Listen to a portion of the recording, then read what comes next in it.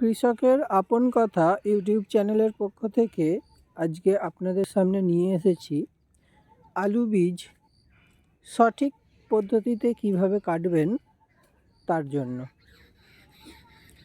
আজকের ভিডিওতে আপনারা দেখতে পাবেন কোন জাতীয় বীজ বা আলু বীজ কিভাবে কাটা হবে এবং কাটার পদ্ধতি, সঠিক পদ্ধতি এবং কোন বীজগুলো কাটবেন এবং কোন বীজগুলো কাটবেন না সেই সম্পর্কে আজকে আপনাদের সামনে ভিডিও উপস্থাপন করেছি। তো চলুন দেখে নেওয়া যাক আজকের ভিডিও। আপনারা দেখছেন এই মুহূর্তে আলু বীজ, প্রত্যেকটা বীজ কাটার জন্য উপযুক্ত হয়ে গেছে। প্রতিটা বীজ কল খুব সুন্দর হয়ে গেছে।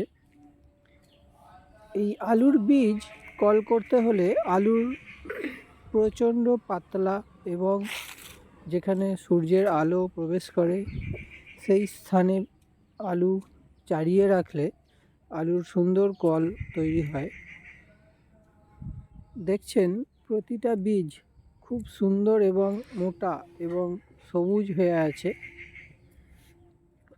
এবং যে সমস্ত বীজগুলো কাটা হয়েছে দেখছেন সব কটাই এক চোখে, অর্থাৎ একটি করে কল রেখে দিয়ে বীজ কাটা হয়েছে এবং আলুর সাইজও দেখছেন একেবারে ছোটও না খুব বড়ও না, সুন্দর একটি সাইজ প্রতিটা বীজে এবং প্রতিটা কাটা আলুর মধ্যে একটি করে আলুর কল রয়েছে।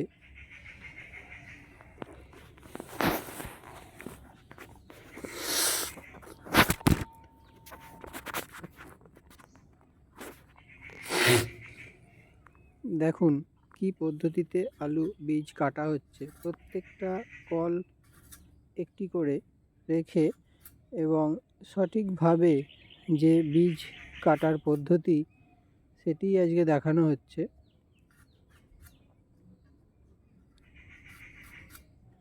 অর্থাৎ যা দেখলাম প্রতিটা টুকরোতে একটি করে কল রয়েছে এবং প্রতিটা টুকরো কম বেশি একই সাইজের প্রতিটি টুকরো, এবং যে বীজগুলো আমরা কাটবো না বা জমিতে পুঁতবো না, আলু বীজ কাটার পরে যদি দেখেন যে এই ধরনের পচা বা ভিতরে কোনো দাগ রয়েছে বা আলুর একটা অংশ পচে গেছে, সেই ধরনের বীজ আমরা কাটবো না। এবং কাটতে কাটতে যদি দেখা যায় বীজের ভিতরে কিংবা বীজের কোনো একটা অংশে পচা রয়েছে, সেই ধরনের আলুর টুকরো বা সম্পূর্ণ সেই আলুটি আমরা বীজ থেকে বাদ দিয়ে দেব সম্পূর্ণরূপে।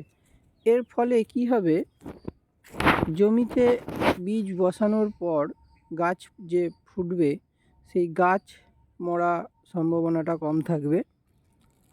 তাই অতি অবশ্যই এই ধরনের বীজ আমরা বাদ দিয়ে দেব। আজকের ভিডিও এই পর্যন্তই।